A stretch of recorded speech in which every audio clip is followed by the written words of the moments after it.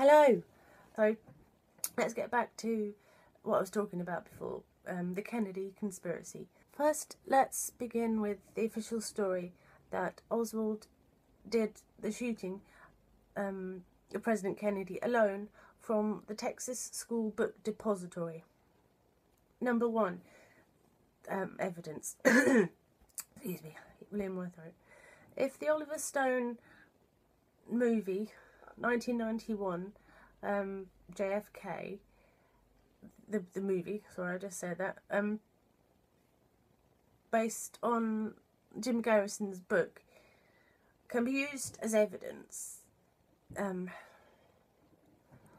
then we can say that the movie depicts Oswald's true movements that day, or at least it has a lot of basis in fact, because Jim Garrison was the district attorney.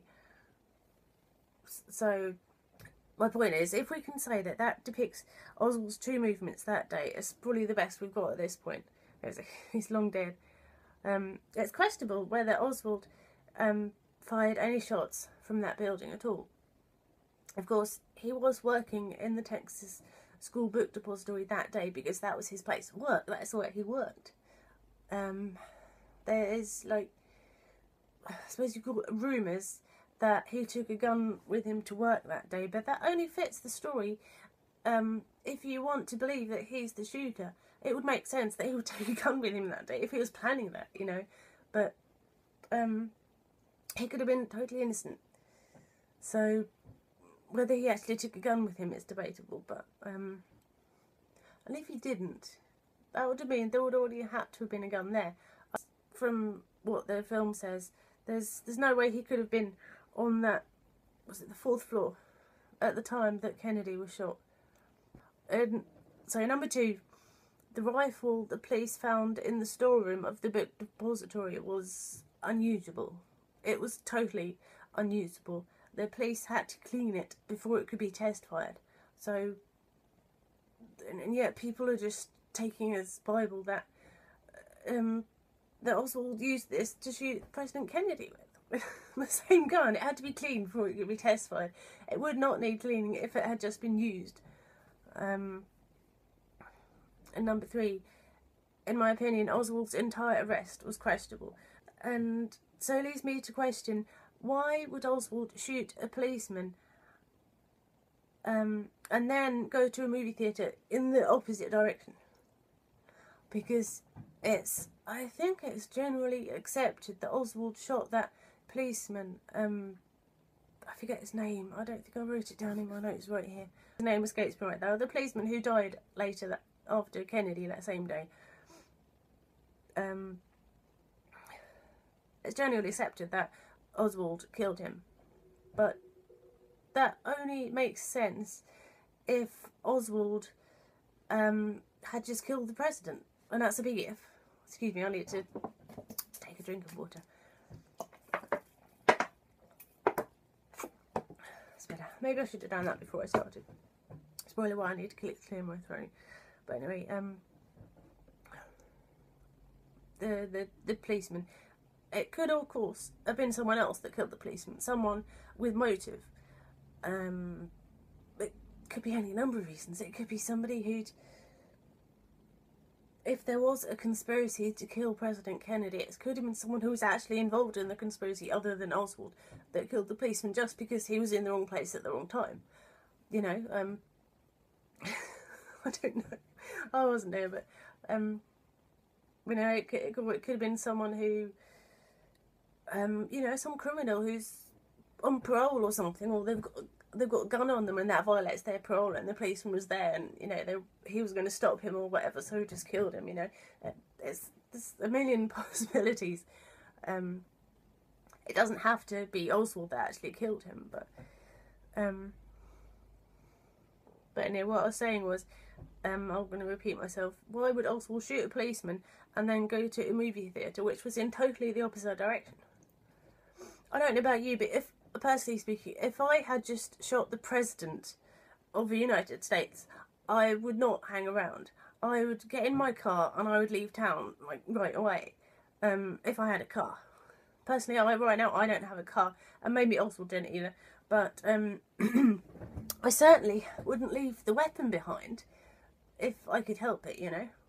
I mean, they're saying that Kennedy was shot with a rifle, and they found a rifle at the scene. As I said, the one they found was unusable, but if, you know, there's a lot of ifs in this thing, that's too many ifs, but if Oswald shot him, he wouldn't want to leave the rifle behind. But of course, you know, if you're seen leaving the building with this rifle after the president's been shot, you know, you're going to get killed or arrested within about 5 seconds. So perhaps the best thing was to leave it behind, but I don't know, it just doesn't make sense, does it?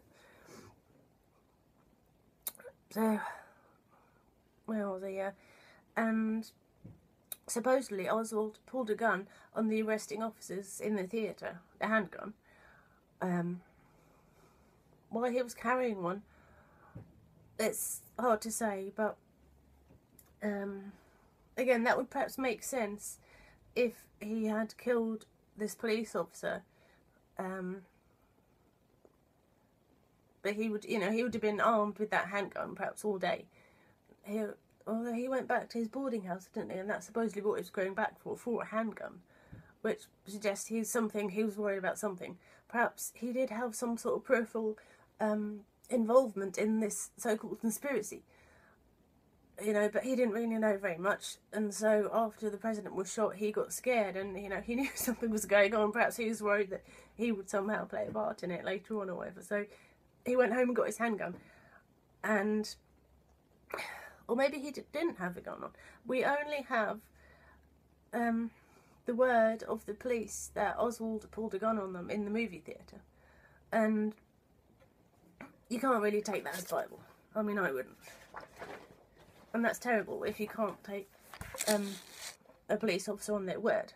But in this situation, I don't believe anything anybody says. So it's really hard to tell what's going on.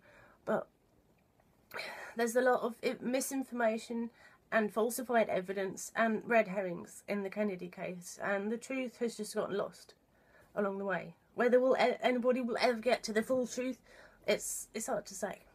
I think perhaps not, but we can do our best. I think people can find pieces of the truth. These some of these people that I've found that have done investigations, I think they've all found a little bit of the truth. And if you put enough of it together, you can perhaps get some sort of idea of what was going on. But some of that's down to opinion. Really. But anyway, back to Oswald. Can we agree beyond a reasonable doubt that Oswald shot President Kennedy, like they would say in a court of law? I don't think we can. I would say no. Going on what I know. I don't know if you agree with that or not. I've rambled rather a lot. I've tried to make sense. I hope I have done. So I'm going to direct you to some of these investigations that I've talked about, investigative videos. The first one that I found is Robert Harris, JFK assassination, and the second is Al, I don't know if I can pronounce his surname, Burish? I'm sorry if I've butchered that name. I can't pronounce somebody's names, I'm sorry. Anyway, his is the Great Zapruder Film Hoax. Interesting. Interesting videos. I'll put the links, the series of videos as well, these. I can't remember how many videos, there's like 6. And so I'll put a link to the first video in each of those 2 series in the description below.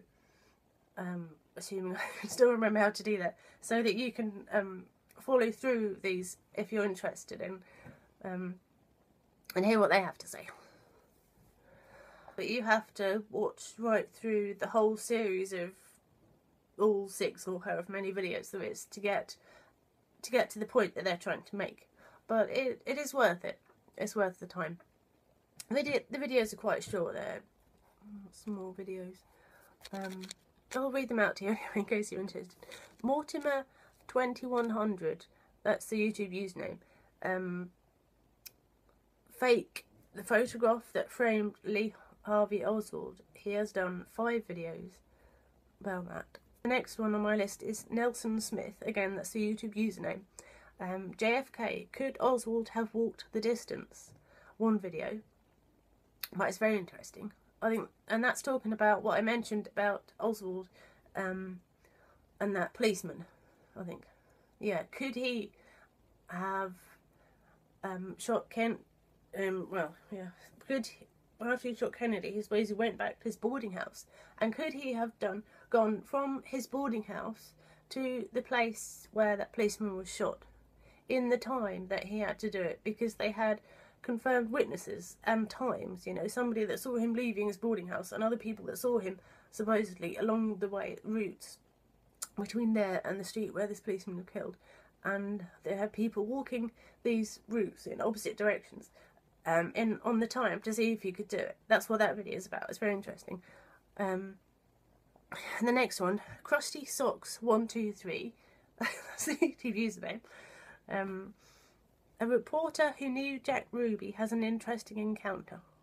That's the name of his video. Interesting. Come back next time and I'll continue on. Have a good day. Thanks for watching.